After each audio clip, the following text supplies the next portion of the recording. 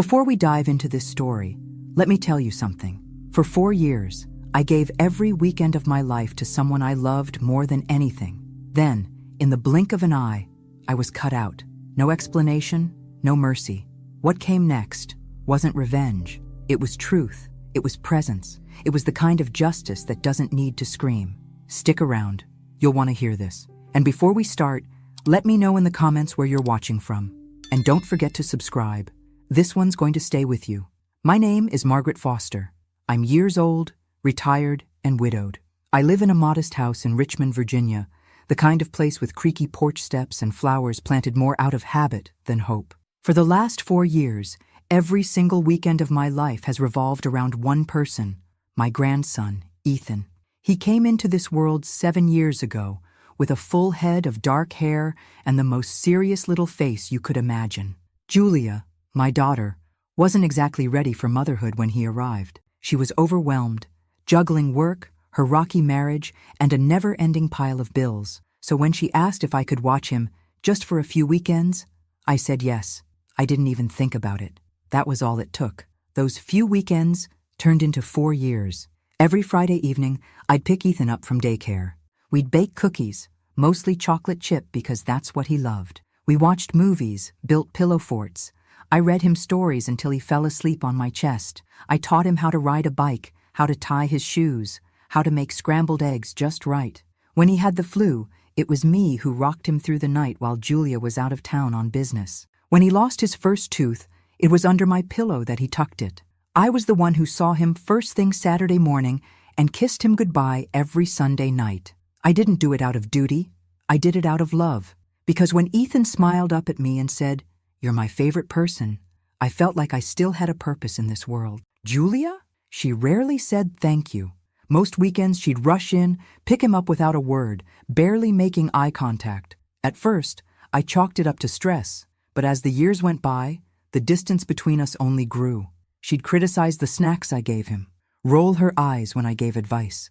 Once, she snapped at me for trimming his nails, said I was crossing boundaries. Boundaries? I had wiped that child's tears, bathed him, fed him, loved him more than I knew was possible.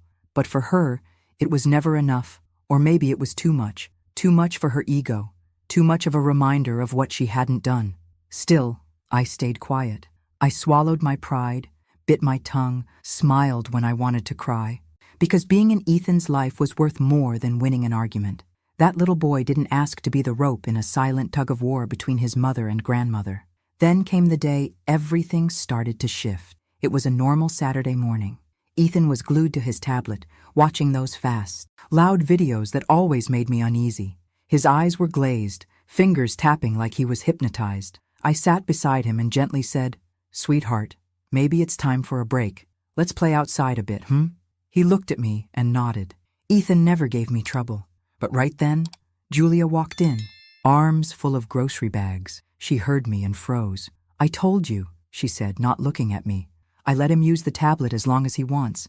It's not a big deal." I replied calmly, "I just think a little fresh air wouldn't hurt. That's all." She dropped the bags on the counter with more force than necessary. "You always think you know best, don't you? Always have to interfere." I was stunned. I wasn't interfering, I was just... She cut me off. "You don't need to come next weekend. I've got it."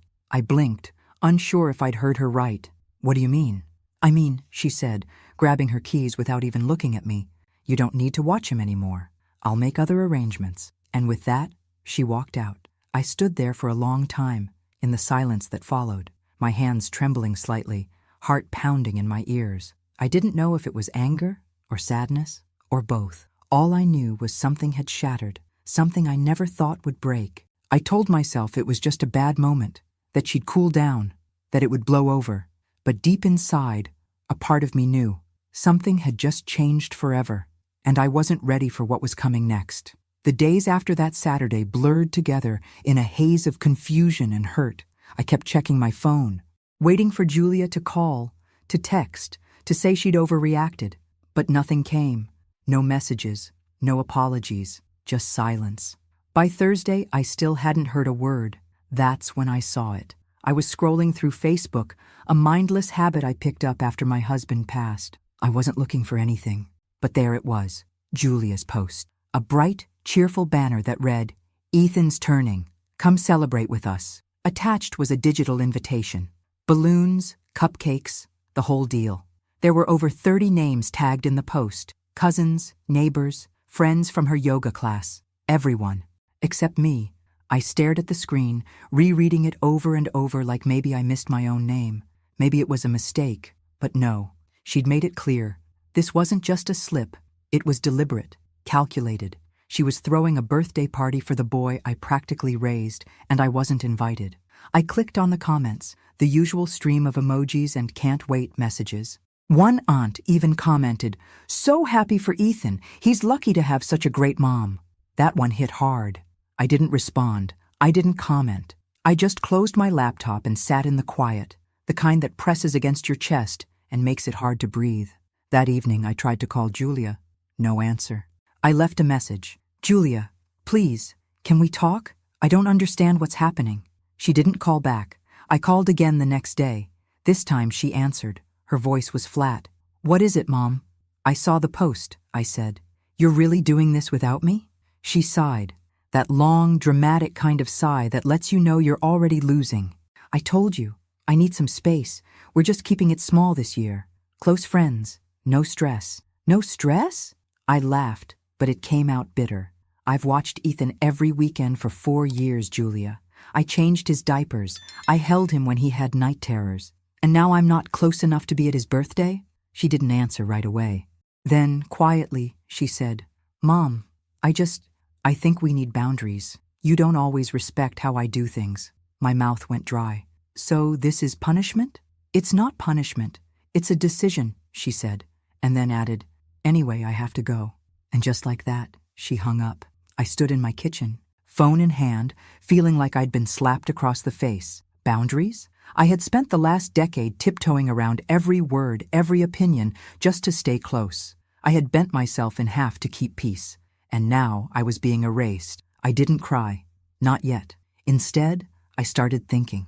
I thought about all the mornings I woke up early to pack his bag, all the school projects I helped with, all the times I canceled plans, pushed through pain, ignored my own needs to be there. I thought about the look on Ethan's face when he used to run into my arms, calling me Mimi, like it was the most natural thing in the world. And now, in the eyes of his mother, I was an outsider. That night, I sat at the edge of my bed, the room lit only by the soft glow of the bedside lamp.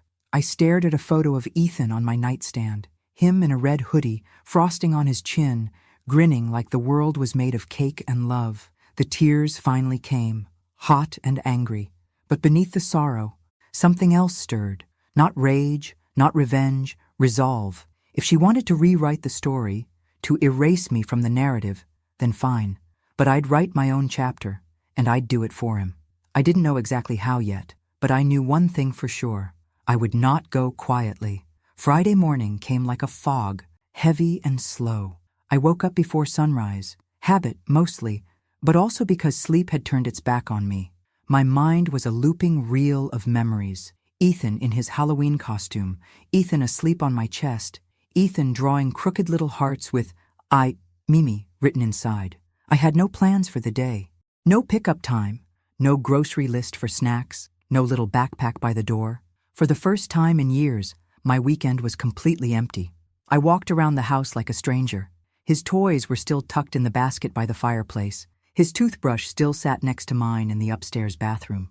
Everything in that house whispered Ethan, and the silence was a scream I couldn't escape.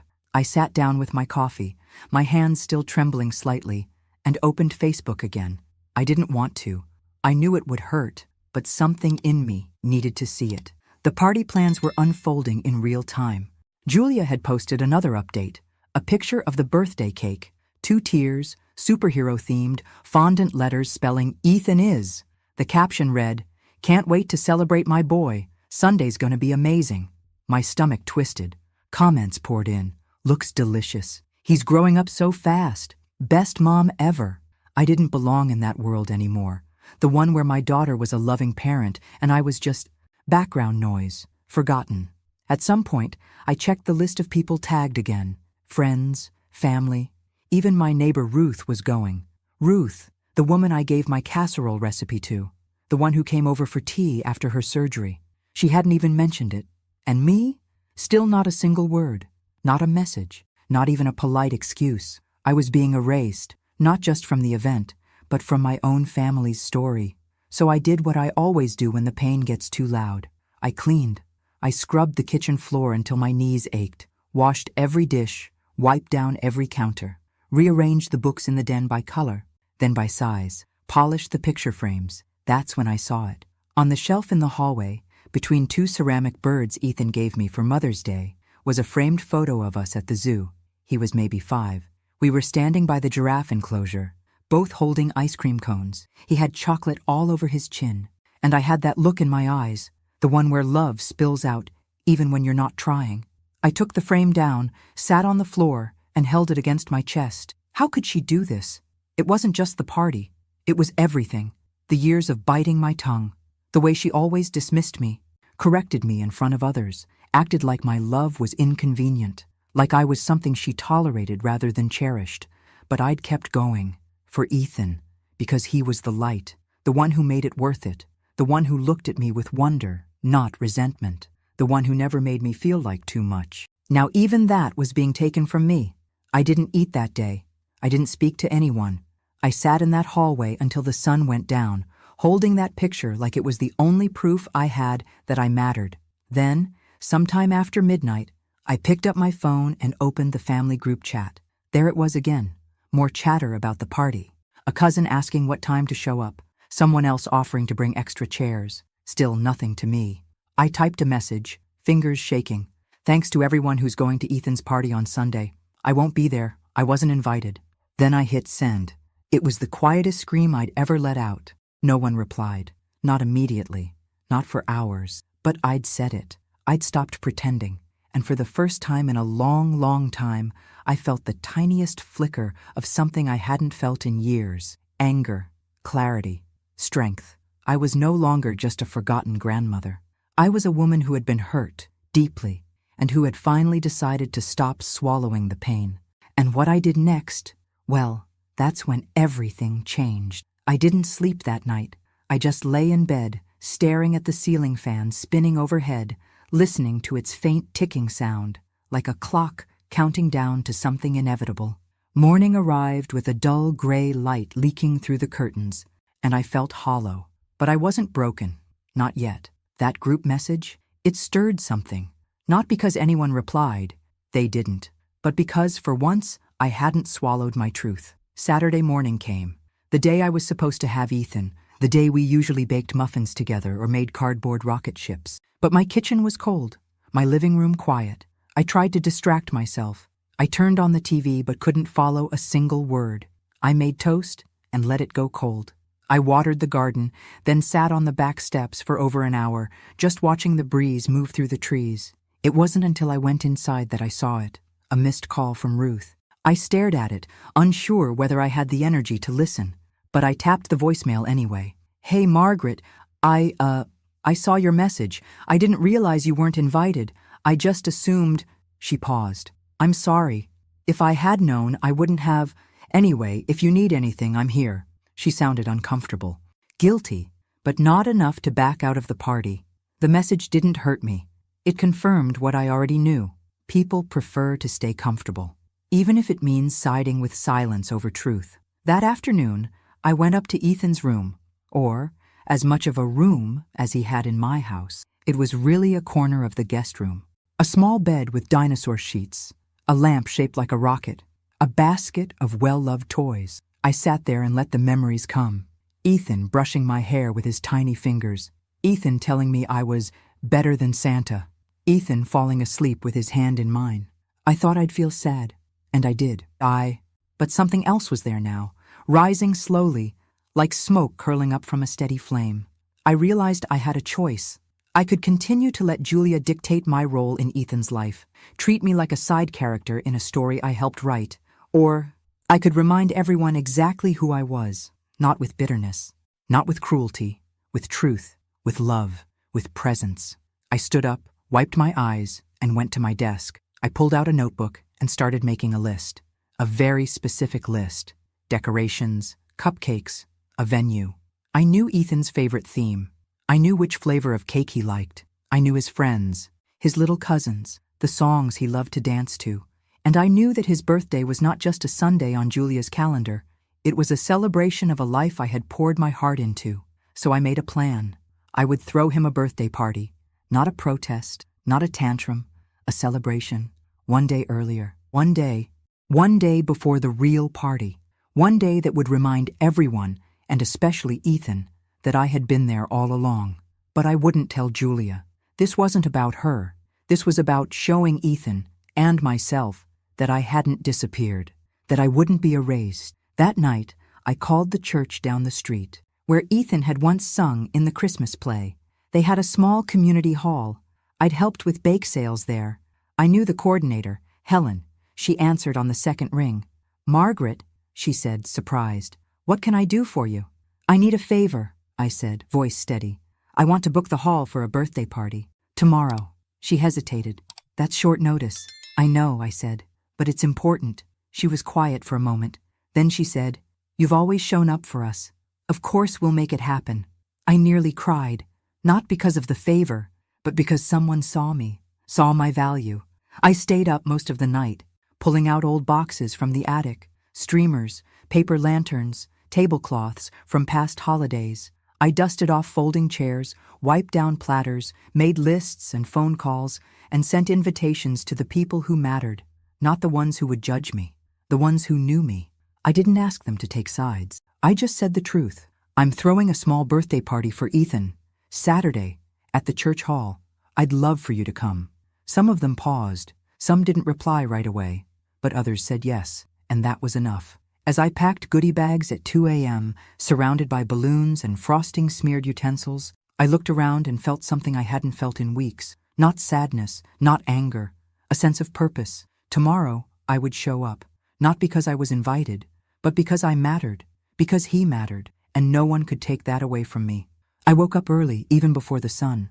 My hands ached from all the prep the night before, blowing balloons, tying ribbons, icing cupcakes, but I didn't care. My whole body buzzed with a strange mix of nerves and something I hadn't felt in weeks, anticipation. I brewed my coffee and looked out the kitchen window. It was still dark, but I could see the first hints of morning breaking through. Today wasn't just Saturday, it was our day. Mine and Ethan's. The day we'd reclaim something no one had the right to take away. By a.m., I was at the church hall. Helen had already opened up and helped me drag in the folding tables. The place wasn't fancy, linoleum floors, those clunky plastic chairs that always wobble. But I was going to fill it with color, with joy, with us. I laid out the decorations, dinosaurs, because that was still Ethan's obsession. Green streamers, dino print plates, and a banner I made myself that read, "Ethan's Big Day." I hung it crooked at first, and instead of fixing it, I laughed. He'd love that. The cake arrived at chocolate with a vanilla filling. Little plastic dinosaurs climbing up the sides. I'd ordered it from the same bakery that made his first birthday cake. The woman at the counter had smiled when I told her it was for my grandson. "He's lucky to have a grandma like you," she said. She didn't know the half of it. By noon, the tables were set. And the smell of freshly baked cupcakes filled the room. People began to trickle in. Cousins, friends from church, even one of Ethan's classmates with his parents. Each person walked through the door carrying something more than a gift. They brought validation, quiet loyalty, unspoken understanding. And then, right on time, Ethan arrived. He thought he was just coming over for our usual Saturday. Julia had dropped him off early, clearly eager to be rid of him while she prepared for her party the next day. She didn't even walk him to the door. He came in, backpack swinging, and yelled, "Mimi!" "Hey, buddy," I said, kneeling down to hug him. "Want to take a little ride?" He grinned. "Where to?" "You'll see." We got in the car, and he asked me question after question the whole way. I told him we had a surprise. He tried guessing. The park? The zoo? A toy store? When we pulled up to the church hall and I opened the doors for him, his jaw dropped. The room exploded with applause and cheers. Music played softly in the background. The tables were full of food, decorations, and, most of all, people who knew what today meant. Ethan turned to me, his eyes wide. Is this for me?" "All for you, sweetheart," I said. trying not to cry. He ran into the room, touching everything, hugging everyone. He danced, he played games, he laughed that kind of belly laugh only kids can make. And every time he looked at me, I saw something I'd been afraid I'd lost. Connection, recognition, love. We ate cake. He blew out candles. I helped him open presents. At one point, he whispered in my ear, "This is the best party ever, Mimi." And just like that, every ache, every insult, every rejection, it faded into the background. Because this was real. This joy, this bond, this truth. I saw a few people taking pictures, posting them online. I didn't stop them. Let Julia see. Let her scroll through her phone tomorrow and realize that she didn't get to write the whole story. That no matter how tightly she tried to control the narrative, I was still in it. Not because I demanded it, because I earned it. Later, as the guests said their goodbyes and the hall quieted down, Ethan came over with a piece of cake in his hand. "Do I get 2 birthdays now?" he asked, half serious. I smiled. "Well, this one's special. This one's just for us." He nodded and leaned his head against my arm. I held him close, breathing in the moment. I didn't know what Julia would say when she found out. I didn't know what would come next. But right then, with Ethan in my arms, surrounded by the people who mattered, I felt whole again. I had shown up. I had reminded the world, and myself, who I was. And nothing would ever take that away. I barely slept that night, but for the first time in weeks, it wasn't from pain. It was from peace. A quiet kind of satisfaction hummed beneath my skin. I had done it. I had given Ethan the kind of day he deserved, and I had reminded myself that I wasn't invisible. But the silence that followed the party was thick and heavy, like the air before a storm. Sunday morning, I sat at the kitchen table with a cup of lukewarm coffee and waited. I knew Julia would find out. The photos were already making their way through the family circle. Smiling faces, a dinosaur cake, Ethan holding a balloon in each hand, beaming like he had no idea what kind of emotional battlefield surrounded him. I wasn't sure how or when the explosion would happen, but I knew it was coming. It happened just after noon. I was putting away dishes when the knock came, hard and fast, no rhythm to it. My heart kicked in my chest before my feet even moved. When I opened the door, Julia was standing there, arms crossed, eyes sharp. "You threw him a party," she said. It wasn't a question. It was an accusation. I took a breath. "Yes, I did." Her mouth twisted. "Behind my back? Without asking me?" I stepped aside and motioned for her to come in. She didn't move. "I'm not here for coffee, Mom." "I didn't offer," I replied. Quieter than I expected. She stared at me, jaw tight. "You completely overstepped. That was my party to throw." "And I'm his grandmother," I said, matching her tone. "I've been with him every weekend for 4 years. You took that away from me without warning, without explanation, and then threw a party I wasn't even invited to." "So no, Julia, I didn't ask, because you made it clear my presence wasn't wanted." She blinked, as if the words slapped her. "You're always making yourself the victim." I laughed once, hollow. "You think this is about me? This is about a little boy who deserves to be celebrated by everyone who loves him. And whether you like it or not, I love him. I've been there for him." "He's my son," she said sharply. "And he's my grandson," I snapped. "That doesn't disappear because you're having a bad week and want to punish someone." For a moment, we both stood in the doorway, breathing heavily. 2 women who had been dancing around this fight for years, only now it had finally erupted. "You always do this," she said bitterly. "You act like you know best, like you're the only one who cares." I felt something in me crack, not out of anger, but out of long, simmering heartbreak. "I know what it feels like to be dismissed by your own child," I said softly, "to be treated like background noise. Like everything I gave, everything I am, is just a nuisance now." Julia looked away. I could see her eyes flicker, just for a second. "I'm tired of shrinking myself so you'll be comfortable," I continued. "I've done it for years, but I won't apologize for loving Ethan. I won't apologize for showing up when no one else did." There was a long pause, the kind where truth fills every inch of space. Julia finally muttered, "You should have told me." "I shouldn't have had to," I said. "But I did tell you. 100 different ways. You just never listened." She turned away then, walking back down the steps toward her car. I didn't call after her. I didn't beg. I just stood there in the doorway of my own house, heart pounding, hands steady. She didn't slam the car door. She didn't drive off fast. But she didn't say goodbye either, and as I watched her pull away, I felt something unexpected wash over me. Not regret, relief. For once, I had spoken my truth without flinching. I didn't know what would happen next, if she'd try to retaliate, if she'd keep Ethan from me, if this would be the final wedge between us. But I knew one thing for sure.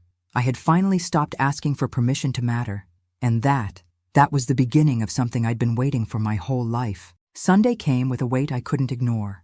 It wasn't guilt. I had shed that skin the moment Julia walked away from my porch without saying a word. No, this was something else. A waiting, a knowing, the feeling that something was about to shift. I didn't expect to hear from her. I knew she wouldn't call. But what I didn't know was that I was about to witness my quietest act of defiance echo louder than any fight we'd ever had. It started with the photos. By noon, I got a message from Linda, my cousin from out of state. Saw the pictures from Ethan's party. It looked beautiful. You did right. Margaret, don't let anyone tell you different. I stared at the message, not even realizing I'd been holding my breath. The pictures were out there. Ethan smiling, Ethan hugging me, Ethan holding his cake with a missing tooth and a glow in his cheeks I hadn't seen in months. More messages came. From a neighbor. Didn't know Julia was excluding you. Honestly, that was low. From a fellow church member. You're the heart of that boy's life. Don't forget that. Some didn't say anything outright. Just heart emojis. Just a quiet, "We see you." I didn't reply to most. I didn't need to. The party had spoken for itself. Then came the update I hadn't been looking for. A photo Julia posted from her party. The backdrop was elaborate, one of those rented, Instagram-ready balloon arches. A DJ in the background, catered food, expensive, polished, but there was something off. Ethan looked tired. He stood in the center of the photo, holding a slice of untouched cake, eyes not on the camera, but somewhere else entirely. His smile didn't reach his eyes. His shoulders slumped just enough to tell me everything I needed to know. That wasn't his real birthday. His real birthday had already happened. It had happened in that little church hall with wrinkled tablecloths and dollar store decorations, and a grandmother who knew his favorite color and favorite dance move and the exact way to get him to laugh until he snorted. That's where his heart had been. And apparently, I wasn't the only one who noticed. As the day went on, people began to talk. A cousin messaged me. Honestly, the party today felt off. Ethan kept talking about the one yesterday. Another one wrote, he told everyone his real birthday already happened at Mimi's. And that was the moment I realized. My silence had been louder than Julia's erasure. By not fighting, by not dragging her name through the mud, by simply showing up for Ethan and loving him in the only way I knew how, I had drawn a line she couldn't cross. She could control a guest list. She could control a calendar. But she couldn't control love. She couldn't control what Ethan remembered. Later that evening, as I sat on the couch flipping through the leftover party pictures, one stuck out to me. It was of Ethan hugging me, cheek pressed against my chest, his tiny arms wrapped around my middle like he was anchoring himself to me. That photo, more than the cake, more than the decorations, told the whole story. It was the proof that when the noise faded and the balloons deflated, what stayed was presence, was memory, was connection, and no matter what came next, that was mine. Unshakable, undeniable, uninvited, but unforgettable. I had just finished folding the last of the tablecloths from the party when I heard the knock again. This time, slower, heavier. I didn't need to guess who it was. I opened the door, and there she was, Julia. No makeup, her hair pulled back in a messy bun, a phone in one hand, her keys clenched in the other, like a weapon she wasn't sure she wanted to use. She didn't say hello. You embarrassed me, she said. Ooh. Her voice tight. I didn't flinch. Come in or not, Julia. I'm not doing this in the doorway again. She hesitated, then stepped inside. We stood in the kitchen, the air thick between us. She didn't sit. She just paced once, turned back to face me. You knew what you were doing. Yes, I said, calm, clear. I knew exactly what I was doing. You threw a whole party behind my back, without even telling me. After you uninvited me from his birthday? After you cut me off like I meant nothing? What did you expect, Julia? That I'd just sit in silence while you erased me? She scoffed. It wasn't about erasing. It was about space. You never know when to back off. I looked her dead in the eye. Back off? From my own grandson? After I raised him every weekend for 4 years? You want me to back off from that? Her lips trembled, just slightly, but she masked it quickly. I'm his mother. I've never tried to take that from you, I said, but you've tried to take everything from me. The joy, the bond, the right to love him openly. She shook her head, pacing again. You always make yourself the victim. No, I said. I stayed quiet for years. You think I didn't hear every eye roll, every dismissal, every time you corrected me in front of people like I was some old woman who couldn't be trusted? I let it go because I thought, it's not worth the fight. I'll keep the peace. I paused. My voice dropped. But this time, Julia, you crossed the line. You took something sacred and used it as a weapon. You turned Ethan's birthday into punishment. Not just for me, for him. She opened her mouth. But I held up a hand. No, I said. It's my turn. I walked over to the counter, picked up a framed photo of Ethan holding the little dinosaur figure from the party. I placed it in front of her. He told me it was the best day of his life. Julia stared at the photo, arms tightening over her chest. You humiliated me, she whispered. No, I said. I reminded you of what I've done, of who I am, of what you've chosen to forget. She looked down at the counter. For a long time she said nothing. Then finally, softly, you didn't have to do it like that. I didn't want to do it like that, but you gave me no other choice. The silence between us felt like years. And then, the most unexpected thing happened. She looked up at me, her voice low. He wouldn't stop talking about it. Your party, he said. He wished you were at mine. I swallowed hard. My throat burned. I know. For the first time, her shoulders sagged, just a little. The fight in her eyes dulled. She leaned against the counter like her legs couldn't quite hold all the weight anymore. Do you know how hard it is? She asked, barely above a whisper. Being a mom? Being judged all the time? I nodded slowly. Yes, I do. I remember. She looked at me like she was seeing me for the first time in a long while. I'm tired, she said. And in that moment, I realized something. So was I. But tired doesn't mean defeated. I didn't reply. I didn't reach out. I let her stand there in that stillness, in that reckoning. Because for once, she wasn't in control of the narrative, and she knew it. She picked up her keys, hesitated again, and then said without looking at me, I'll call you. And she left. I sat down, the photo still in front of me. I didn't cry. I didn't celebrate. I just breathed, a deep, steady breath, and held on to the only truth I needed.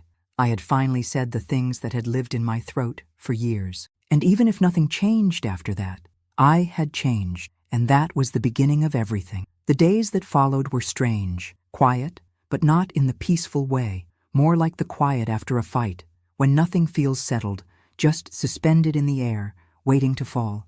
I didn't hear from Julia. Didn't hear. Not a call, not a text, not even a picture of Ethan. And yet, somehow, I knew she was listening. The family group chat had gone silent. No one said a word. It was like everyone was waiting to see who would speak first, and no one wanted to take sides, or maybe they already had. I didn't push. I didn't reach out again. Instead, I focused on what mattered. I printed the photos from the party, framed a few for Ethan's room in my house. I cleaned up the decorations, folded the leftover napkins, tucked the dino-themed plates back into a bin labeled Ethan's stuff. Because despite everything, I still believed he'd be back. Maybe not next weekend, maybe not the one after that, but one day, I had to believe that. Then came the ripple. It started when Claire, my niece, called me. She'd been at both parties. Hey, Aunt Margaret, she said, unsure. I just wanted to say, I think what you did was brave. I sat down slowly. Brave? Yeah. I mean, people are talking. But I was there. I saw Ethan on Saturday. He was happy. Not just birthday cake happy, like full heart, light in his eyes happy. I didn't know what to say. And Sunday, she continued, he just wasn't the same. He looked tired. He told me I already had my party with Mimi. He said it like that one was real. You know? My throat tightened. Thank you for telling me that. More calls trickled in. Some texts. A message from a friend at church. That little boy adores you. Don't let anyone try to rewrite that. People weren't just taking sides. They were remembering. And Julia? She couldn't hide from that. I didn't want revenge. I didn't want her shunned or shamed. But I wanted the truth seen. I wanted the record set straight. I wasn't some bitter grandmother acting out of spite. I was someone who had been there, who had shown up, who had been pushed aside because it was easier than facing what I represented. Love that never left. A mirror that showed her what she didn't want to see. Later that week, I ran into one of Julia's friends at the grocery store. The awkward pause in her smile said everything. She finally said, "I didn't know what was going on. I just thought maybe you were traveling or something." I smiled, but it didn't reach my eyes. "No, I was here, just not invited." She looked uncomfortable.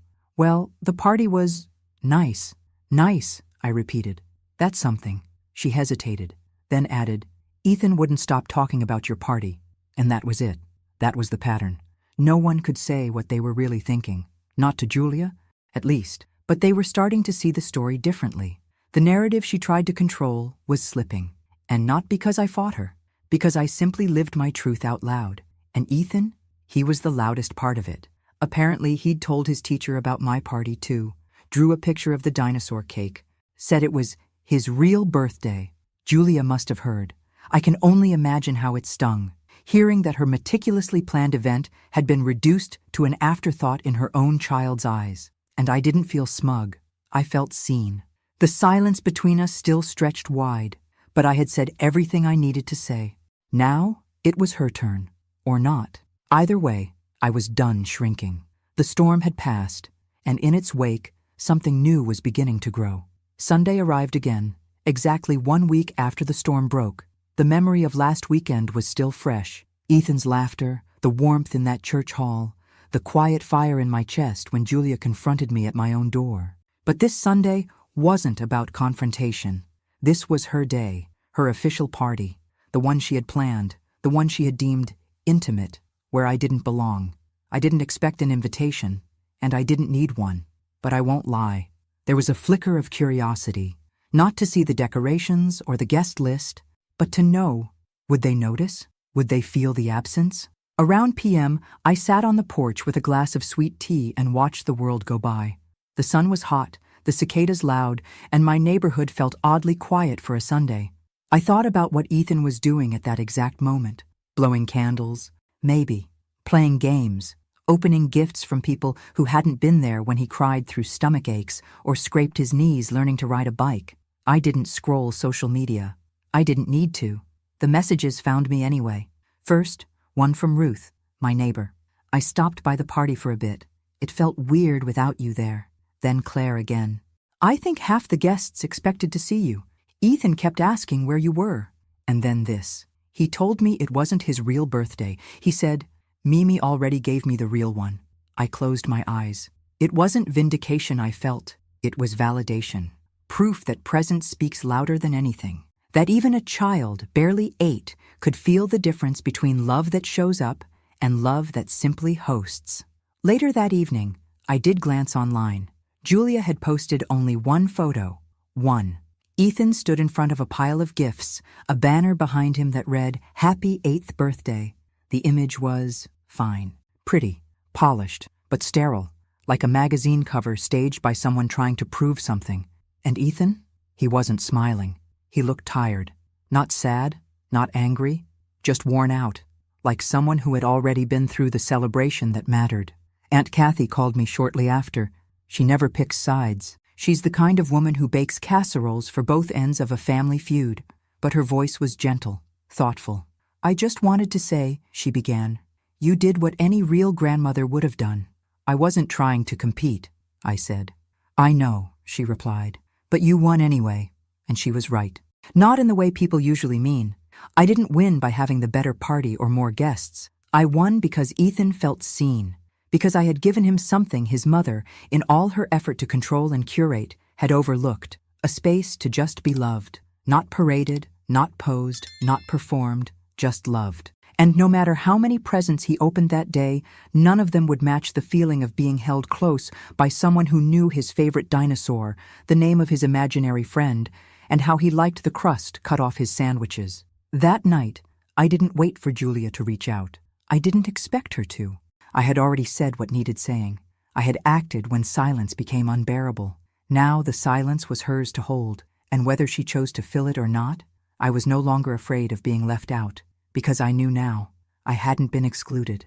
I had risen, above pettiness, above shame, above erasure, and in doing so, I had found the version of myself I thought I'd lost years ago, the version who no longer asked for a seat at the table. She brought her own chair. Days passed, and the dust from the party began to settle. The photos stopped, the comments faded. Life, as it tends to do, moved on, but something in the air had changed. Julia still hadn't called, and yet I knew she would. It was Tuesday afternoon, cloudy and quiet, when the phone finally rang. I stared at the screen longer than I should have, her name glowing like a challenge. I picked it up. "Hi," she said, her voice small. "Hi." A pause, a deep one, the kind filled with all the words we'd never said. "Can we talk?" she asked. I didn't hesitate. Yes. She came by that evening. No Ethan, no car seat in the back, just her, alone, walking up my porch steps like she wasn't sure if she'd be let in. I opened the door and stepped aside. This time, she didn't linger on the threshold. She walked in and sat at the kitchen table, the same place where, just a week ago, she stood and accused me of betrayal. But this wasn't that woman. This was someone softer, smaller, tired. I sat across from her. The silence stretched again, long and delicate. She broke it first. "Ethan misses you." I nodded slowly. "I miss him too." She looked down at her hands, turning her wedding ring around her finger like it held answers. "I don't know why I did it," she said. "I was just angry. I don't even know at what." "You were angry at me," I said gently. "Yes," she admitted, her voice cracking. "But it wasn't about the tablet, or even the party. It's like, you're always there. You always were there. And it made me feel like you weren't," I offered. She looked at me, tears brimming. "Yes." I let that sit. "Do you know what it's like?" she continued. "To be the mom, but feel like the second choice?" The question hit me in the gut. I'd never heard her say anything like that. "Never. I never wanted to replace you," I said quietly. "I only stepped in where there was space. I didn't do it to take over. I did it because he needed me. Because you needed me." "I know," she whispered. "And I think I resented you for it, even while I needed you." She wiped a tear away, embarrassed. "I've been so angry at myself for not being more present, for not knowing how to be the kind of mother I thought I should be. And every time Ethan came home talking about you, it just reminded me." "That you weren't enough?" I asked. She nodded. I reached across the table, slowly, carefully, and placed my hand over hers. "Julia, you were doing your best. I saw that. I never judged you. Not once." Her lip quivered and she looked away. "But you judged me," I said softly. "You punished me for loving him too well." That broke something. She sobbed then, not loud, not dramatic, but deep, the kind of cry that comes from years of unspoken guilt, of trying to hold it all together, of being a mother who never stopped fearing she wasn't enough. "I'm sorry," she said through the tears. "I was wrong about everything. You didn't deserve that."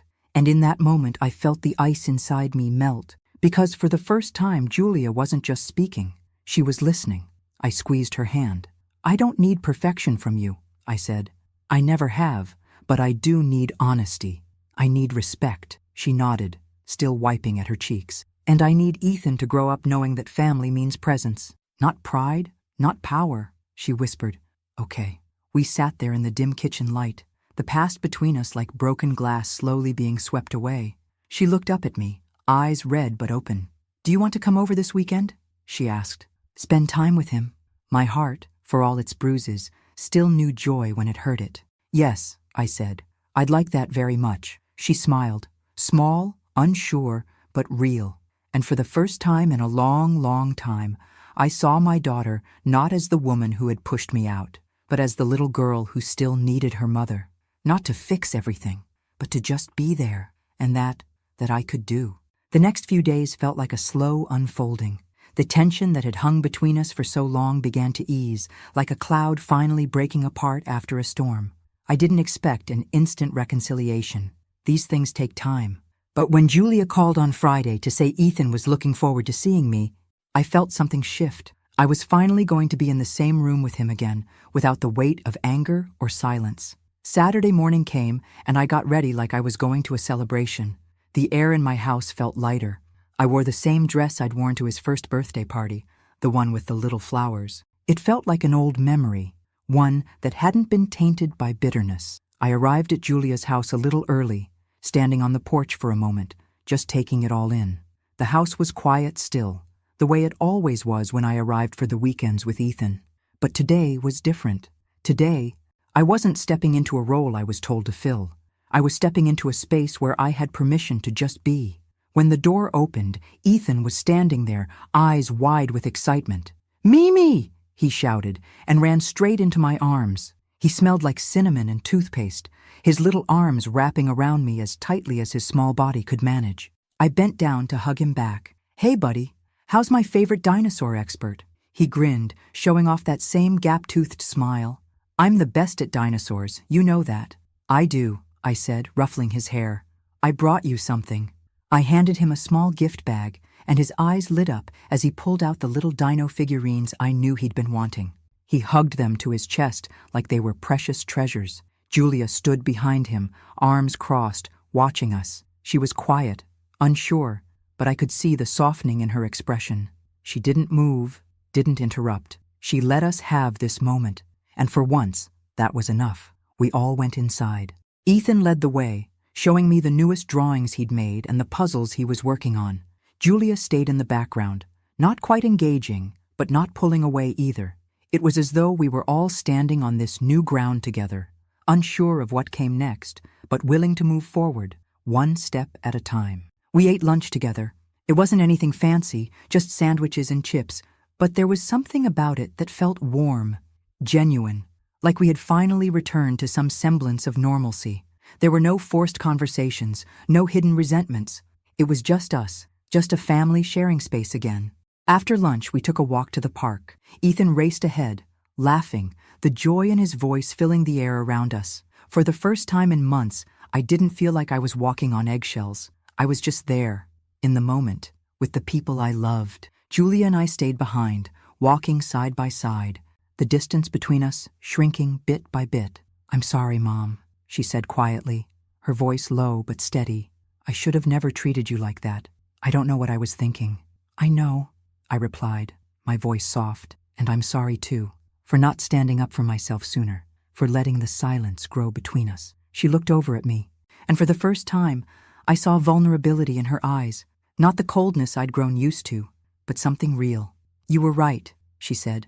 "I did need you, and I didn't know how to ask." "You don't have to ask," I said gently. "You never did. I'm your mother, and I'm always here, just like I've always been." She nodded, the tension in her shoulders finally relaxing. "I don't deserve you." I shook my head. "We all make mistakes. It's how we fix them that matters." We walked in silence for a few moments, the weight of unspoken words finally starting to lift. When we reached the park, Ethan was sitting on a swing, his legs kicking out in that carefree way only children can manage. He saw us and waved. "Mom, Mimi, come push me." Julia and I shared a look, a moment of quiet understanding. No words, just the understanding that we'd made it to the other side of something painful, something hard. But now we had a chance to rebuild, to create something new. I sat on the swing next to Ethan, pushing him gently. He laughed, arms stretched wide, calling out, "Higher, Mimi, higher!" And for the first time in a long while, I felt like I was exactly where I was meant to be, not asking for permission, not waiting for validation, just being there, present, as his grandmother, as his family. Julia stood by the park bench watching us. She didn't need to say anything more. The past few weeks, the tension, the hurt, had finally been said, finally been felt, and now we were moving forward, not as perfect people, but as real people, trying to do better, trying to heal. The swing creaked beneath me, the wind rustling the trees, and for the first time, I realized that sometimes the most beautiful things aren't the loudest or the brightest. They're the quiet moments of connection, the slow shifts in relationships, the moments that pass without fanfare, but leave you feeling like you've come home. And as I pushed Ethan higher, his laughter filling the air, I felt it. I had my family back. Thanks for listening. Don't forget to subscribe and feel free to share your story in the comments. Your voice matters.